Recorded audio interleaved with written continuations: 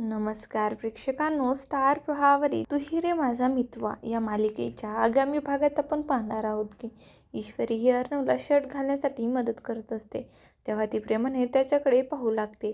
त्यानंतर आपण पाहतो ईश्वरी ही भाजी कापत असताना तिचे एक स्वयंपाकात लक्ष नसते आणि ती सतत अर्णवच्या आठवणीमध्ये असते आणि त्यामुळे तिचे पोट कापते.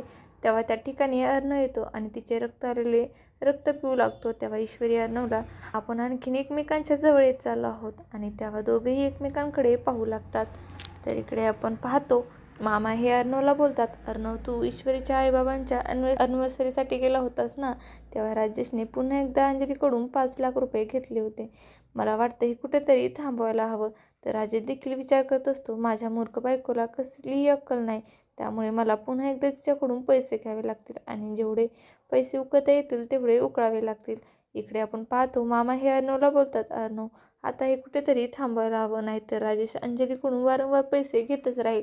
आणि तेव्हा अर्णवला देखील त्याच्या मताशी सहमत होतो. आता येणाऱ्या भागामध्ये अर्णव हा कशाप्रकारे राजेशने घेतलेले सर्व पैसे वापस घेणार हे पाहणं अतिशय रोचक ठरणार आहे. तुम्हाला जर आपला व्हिडिओ आवडला असेल तर चॅनलला लाईक, शेअर आणि सबस्क्राईब करायला विसरू नका. धन्यवाद.